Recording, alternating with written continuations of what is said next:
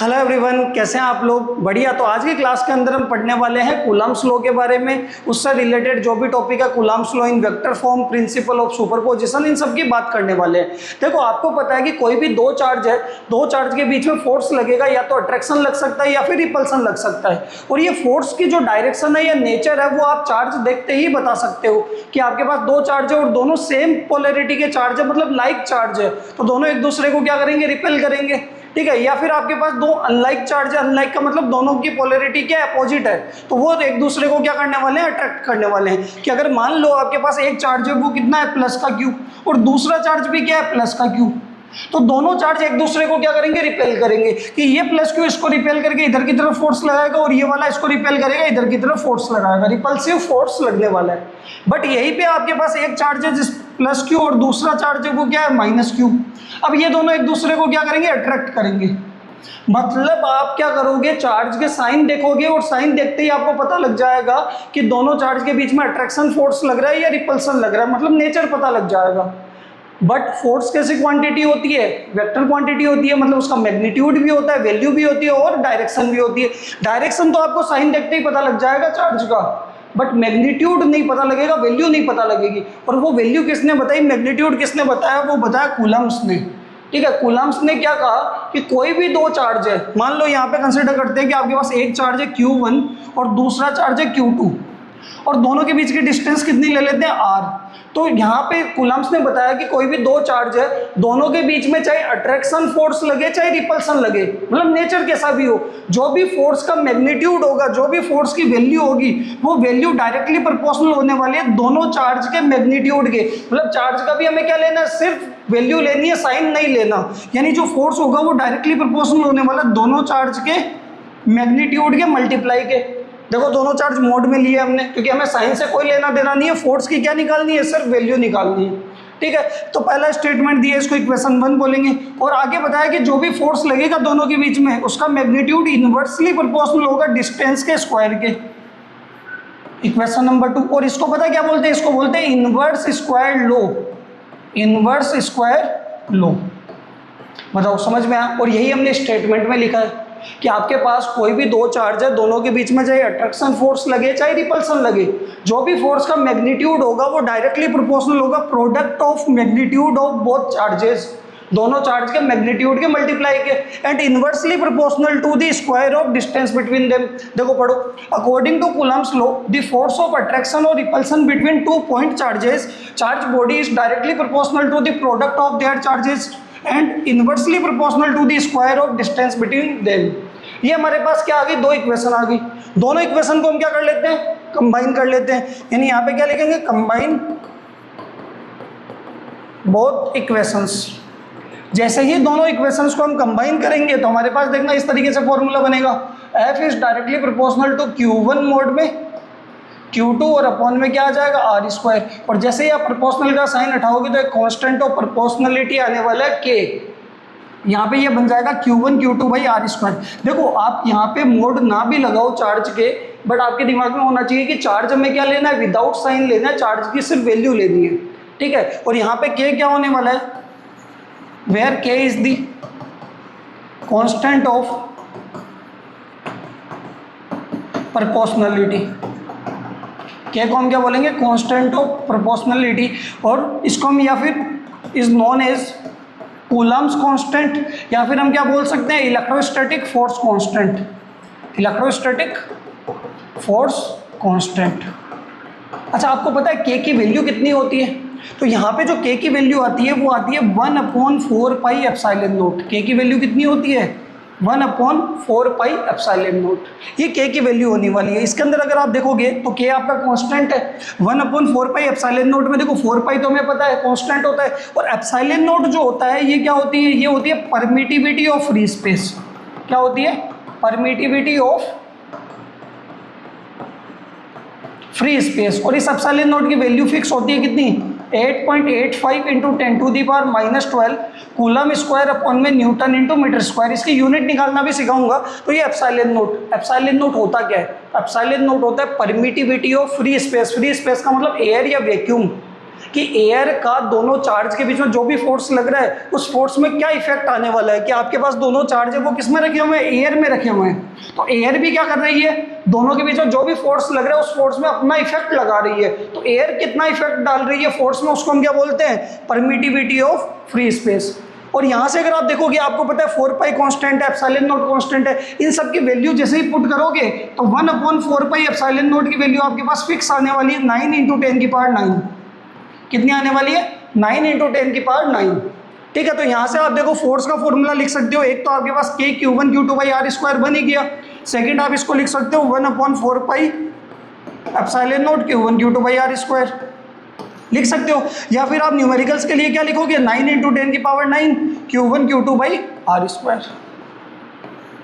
Numericals में simple numerical क्या आएगा, आपको Q1 दे देंगे, Q2 दे देंगे, दोनों के बीच की डिस्टेंस दे देंगे, कूलम्ब्स फोर्स पूछ लेंगे। बेक एक्सरसाइज का पहला क्वेश्चन यही है, क्वेश्चन नंबर 1.1 और 1.2 सेम इसी फॉर्मूले से होने वाले हैं। कराऊंगा इसके क्वेश्चंस भी, बट कॉन्सेप्ट देखो कि आपके पास कोई भी दो चार्ज है, दोनों के बीच में जो भी फोर्स होगा उसकी वैल्यू क्या होगी, डायरेक्टली प्रोपोर्शनल होगी दोनों चार्ज के मल्टीप्लाई के। ठीक है, मैग्नीट्यूड होगा, सिर्फ चार्ज का साइन नहीं लेना है, और इन्वर्सली प्रोपोर्शनल टू डिस्टेंस का स्क्वायर। और फॉर्मूला आपके पास बन जाएगा K Q1 Q2/r²। क्लियर है। इसके बाद आपके पास आती है, वो आती है लिमिटेशंस ऑफ कूलम्ब्स लॉ। ये कह रहा है कि कूलम्ब्स लॉ की कुछ कंडीशंस है, कुछ लिमिटेशंस है। इसके अंदर पहली लिमिटेशन है कि पॉइंट चार्ज होने चाहिए, कि जिन भी चार्ज के बीच में आप फोर्स निकाल रहे हो, Q1 Q2 के बीच में आप फोर्स निकाल रहे हो, तो दोनों के दोनों चार्ज आपके क्या होने चाहिए, पॉइंट चार्ज होने चाहिए। मतलब उनकी वैल्यू क्या होनी चाहिए, बहुत छोटी होनी चाहिए। दूसरी कंडीशन है कि स्टैटिक चार्ज होने चाहिए, मतलब दोनों चार्ज किस पे होने चाहिए, रेस्ट पे होने चाहिए। देखो चैप्टर का नाम, यूनिट का नाम ही आपका इलेक्ट्रोस्टैटिक्स है, मतलब आपके चार्ज क्या है, रेस्ट पे है। हम उन्हीं चार्ज की स्टडी कर रहे हैं जो चार्ज रेस्ट पे रहने वाला है। तो चार्ज आपके क्या रहने चाहिए, रेस्ट पे रहने चाहिए, तभी कूलम्ब्स लॉ एप्लीकेबल होगा।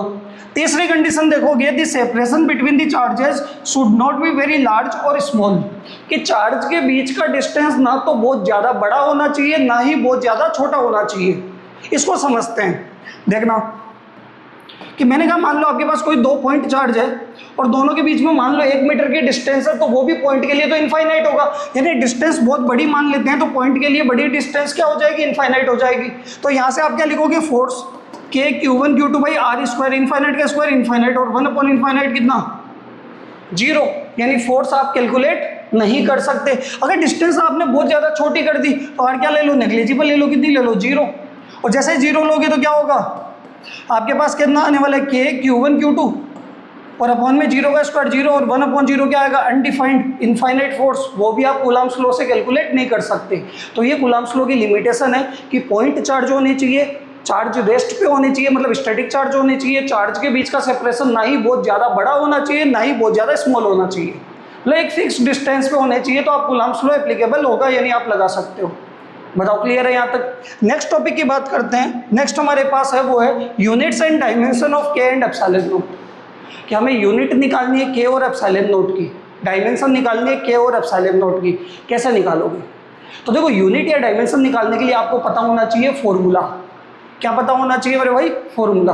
फॉर्मूला आपको पता है, सबसे पहले K की बात करते हैं। आपको फोर्स का फॉर्मूला पता है, दो चार्ज के बीच में कितना होता है, K Q1 Q2/r², यही होता है। तो यहाँ से अगर आप K का फॉर्मूला निकालोगे, K को अकेला रखो, बाकी सब दूसरी साइड भेज दो, तो K का फॉर्मूला देखो ध्यान से क्या बन जाएगा, F × r² अपॉन में Q1 Q2। बताओ अगर मुझे K की यूनिट निकालनी है तो बहुत आसान हो गया। अब तो क्या निकालेंगे, यूनिट ऑफ K।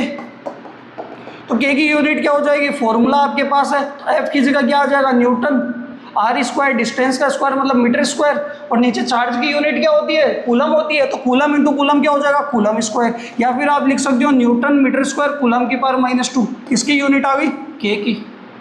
अगर मान लो मुझे डायमेंशन निकालनी है किसकी, K की, तो डायमेंशन कैसे निकालेंगे, तो यहाँ पे लिखते हैं डायमेंशन ऑफ K। तो K के डायमेंशन क्या होगी, तो देखो K का फॉर्मूला तो वही रहेगा, F × r² अपॉन में Q1 Q2, यही रहने वाला है K का फॉर्मूला। ठीक है, यहाँ से देखोगे तो आपके पास देखो फोर्स की डायमेंशन आपको पहले से पता है, नहीं पता तो साइड में निकाल लो। F = क्या होता है, ma, m का तो मास का तो कैपिटल M, और एक्सीलरेशन होता है LT - 2। तो फोर्स आपके पास है कितना, mLT - 2। आर स्क्वायर का डिस्टेंस का स्क्वायर का क्या हो जाएगा L2। और देखो चार्ज की डायमेंशन क्या होती है, चार्ज का फॉर्मूला होता है करंट इनटू टाइम। तो करंट का तो डायमेंशनल सिंबल कैपिटल है और टाइम का T, तो इसका भी 80 और ये 80। बताओ ऊपर तो आपके पास बन जाएगा L की पावर 1 और 2 L3T-2 और नीचे बन जाएगा A2T2। ये नीचे वाले को ऊपर ले जाते हैं तो आपके पास क्या बन जाएगा ML3T-4 A-2। ये डायमेंशन किसकी आ जाएगी आपके पास K की, तो K की यूनिट और डायमेंशन आ गई। अब किसकी बात करने वाले हैं, एप्सिलॉन नोट की। देखना एप्सिलॉन नोट कैसे निकालोगे, तो सबसे पहले किसकी बात करेंगे, यूनिट की, यूनिट ऑफ एप्सिलॉन नोट। तो एप्सिलॉन नोट की यूनिट कैसे निकलेगी, सिंपल सी कहानी है, फॉर्मूला चाहिए आपको। K का फॉर्मूला पता है, K का फॉर्मूला क्या था, K का फॉर्मूला था 1/4 पाई एप्सिलॉन नोट। अब देखो 4 पाई तो क्या है, यूनिट लेस होगा, 4 पाई की तो कोई यूनिट नहीं होगी और उसके साथ साथ क्या होगा, डायमेंशन लेस भी होगा। यानी अगर आप देखोगे तो K के फॉर्मूले में आपके पास बचा क्या 1/एप्सिलॉन नोट, तो एप्सिलॉन नोट निकालोगे तो 1/K कर दो, यानी K का रेसिप्रोकल कर देंगे तो एप्सिलॉन नोट आ जाएगा। K की यूनिट क्या आई थी, K की यूनिट आई थी मेरे भाई न्यूटन मीटर स्क्वायर अपॉन में कूलम स्क्वायर, तो इसका रेसिप्रोकल कर देंगे तो एप्सिलॉन नोट आ जाएगा। तो एप्सिलॉन नोट क्या आ जाएगा 1 न्यूटन मीटर स्क्वायर और अपॉन में क्या हो जाएगा कूलम स्क्वायर, तो coulomb square newton into metre square, या फिर आप लिख सकते हो कूलम स्क्वायर न्यूटन की पावर -1 मीटर की पावर -2। याद करो जब मैंने एप्सिलॉन नोट की वैल्यू रखी थी तो यही यूनिट लगाई थी। देखो एप्सिलॉन नोट की वैल्यू के अंदर देखो, ये रहा अगले पेज, कूलम स्क्वायर अपॉन में न्यूटन इंटू मीटर स्क्वायर, यही था। ये आपके पास क्या हो गया, एप्सिलॉन नोट की यूनिट आ गई। अब हमें क्या निकालनी है, अब हमें निकालनी है डायमेंशन ऑफ एप्सिलॉन नोट।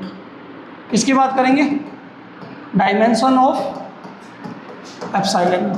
देखो एप्सिलॉन नोट की डायमेंशन भी कैसे निकलेगी, फॉर्मूला तो हमें पता ही है क्या है 1/K, तो आपके पास एप्सिलॉन नोट का फॉर्मूला है वो है 1/K, और K की डायमेंशन आपने अभी निकाली ML3T-4 A-2, तो इसका रेसिप्रोकल कर देंगे तो एप्सिलॉन नोट कितना आ जाएगा 1/ML3T-4 A-2।